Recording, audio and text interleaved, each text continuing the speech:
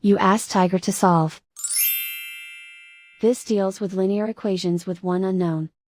The final result is x equals 5/9. Let's solve it step by step. Simplify the expression. Expand the parentheses.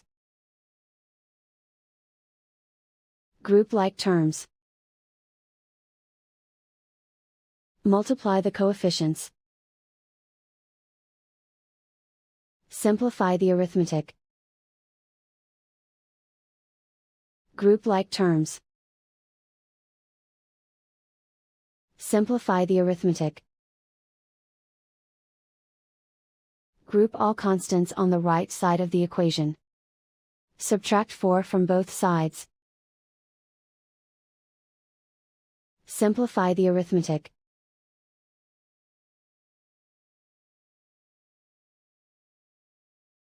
Isolate the x. Divide both sides by 9. Simplify the fraction. And so the final result is x equals 5/9.